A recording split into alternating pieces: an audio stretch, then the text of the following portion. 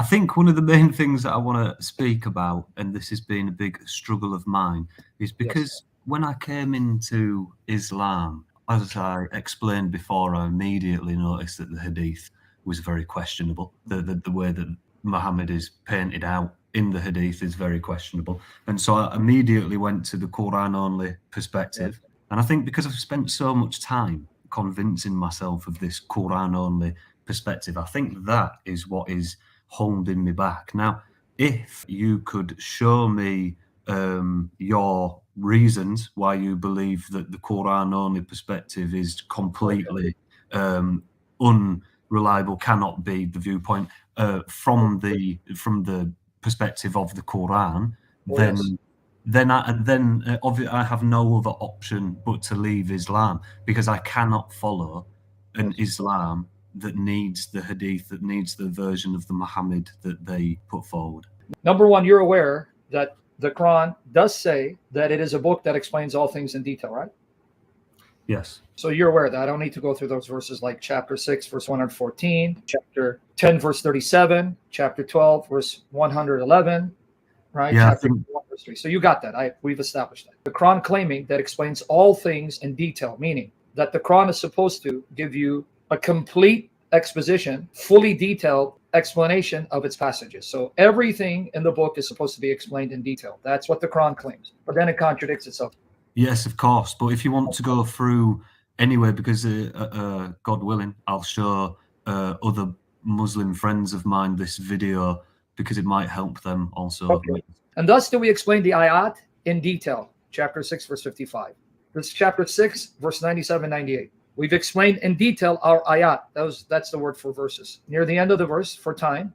Indeed, we have explained in detail our revelations. While it is he who has sent down unto you the book, explained in detail, that's 6:114. Certainly we have brought to them a book which we have explained in detail with knowledge. So this book is explained in detail with knowledge. Chapter 10, verse 37. Straightforward. And this Quran is not such as could ever be produced by other than Allah, but it is a confirmation which was before it, the Torah, the Injil, and a full explanation of the book. Full explanation. Chapter 12, verse 111. It is not a forward statement, but a confirmation of Allah's existing books and a detailed explanation of everything. Detailed explanation of everything. That's chapter 12, verse 111. That means everything in the book is detailed fully, completely. Chapter 41, verse 3. A book whereof the verses are explained in detail. So the verses are explained in detail. A Quran in Arabic for people who know. Now here's Rashad Khalifa's translation. These are the verses that Rashad Khalifa and Quraniyun, Quran-only Muslims, use. A scripture whose verses provide the complete details in an Arabic Quran for people who know. So we've established that, right? The most basic problem you have is, how do you even know what the Quran is? How do you know how many chapters compose the Quran? How do you know how many verses make up each chapter? And how do you know when the Quran was compiled? From the Quran alone. That's just the basic problem you have. Just beginning with the Quran itself. How do you justify the Quran? In other words, for this to make sense, you have to already know what the Quran is, how many chapters does it consist of, and how many verses make up each chapter. So right there, the Quran implodes, because you cannot even justify the Quran from the Quran. Tell me what the Quran is, how many chapters, and when. Now, from the Quran alone, answer those questions. Yeah, well, this is one of the issues, because I remember when I first came into Islam, I asked if you were to put a person on an island who had never seen or known of Islam before and just give them the Quran by itself, what would they come up with? Yeah. And the more and more you think about it, you just think, well, just very confused, I think, is what they'd end up being, because there's not much to understand by just using the book alone, without the traditions, the culture, the hadith, everything that comes from it. But then my question is, because I don't know much about the Bible, am I going to get the same problem with the Bible? No. Or does that explain? No, because the Bible doesn't make the same claim for itself that the Quran does. Yeah. Okay. See, you're comparing apples and pineapples. The Bible does not make this claim for itself. In fact, the Bible presupposes that there's going to be a community that have been entrusted with these texts to expound them. So we don't make the same claim. The Bible does not make the same claim. Mm-hmm. In fact, apart from the Bible being inspired, it is a collection of books written by different people over a 1500-year period. So when we compare the Bible and the Quran, it's an unfair comparison. The Quran supposedly comes through one man. So if you want to compare the scriptures of the Christians with the Quran, you have to compare a book of the Bible with the Quran, not the books with one book. You understand my point? Mm-hmm. In other words, you take Luke and compare it with the Quran, author by author or book by book, not a collection of books, in comparison to one book that supposedly came through one man. And even that information depends on sources that come over 100 years after the reported death of that man. Even his death is based on these later sources.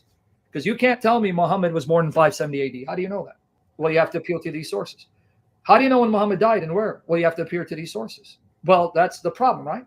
Whereas in the collection of the books we call the New Testament, this is not my opinion. Even a Bart Ehrman, who's a skeptic, as an historian, he will tell you that the only documents we have from the first century are the books of the New Testament. And he will tell you, Paul's letters can be situated historically because he gives you enough statements internally to situate the historical context. And Luke in Acts mentions certain rulers that extra biblical archaeological discoveries have confirmed.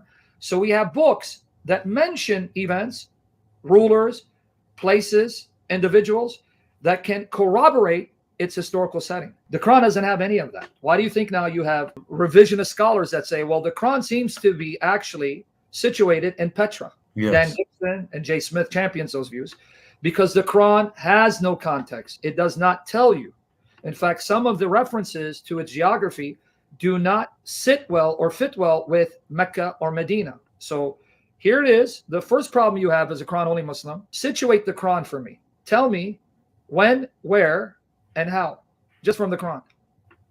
You can't do that, right? Just to give you some problems with the Quran-only position and try to answer this. This is chapter 111 of the Quran. Now remember, the Quran says it's fully detailed. It's going to explain everything in the book, right? Mm-hmm. The power of Abu Lahab will perish, and he will perish. Who's Abu Lahab? I'm not too sure.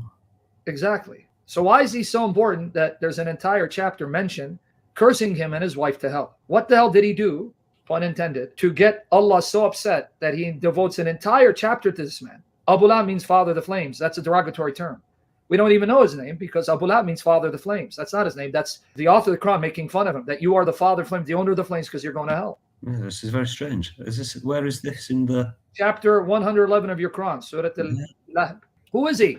Yeah, not a clue. The Muslims who then go to these later sources cannot simply choose and pick what they like and ignore the statements in the same corpus that show Muhammad was a pedophile, a murderer, evil, wicked. Can't do that. Yeah. See, this is the dilemma for the Muslim, not for me. I don't care about Muhammad. I don't care about Islamic tradition. But since I'm dealing with Muslims, I'm going to use their sources against them. But when they start questioning their sources, I go, now you buried the Quran.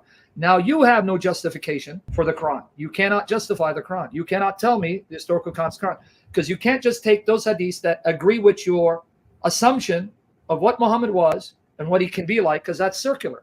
No, we know Muhammad is a prophet of mercy. Well, how do you know that? Well, because the Quran tells you. Well, how do you know the Quran is talking about that Muhammad? Because the name Muhammad only appears 4 times. So every time it mentions the prophet, how do you know it's in Muhammad? Well, we go to the hadiths. Yeah, but these hadiths incriminate him. It shows he's a murderer, a pedophile, a whoremonger, immoral. Oh, no, those statements were lies. So your Muslim community decided to make up statements to make their prophet look like a devil. But you assume he wasn't the way these hadiths depict him because you've been duped into thinking he must be merciful. And then you reject these statements, but these are the same hadiths, same corpus you're dependent on to even tell me that Muhammad was a prophet and he was born this time and he did these things. That's circular. You can't get away with it.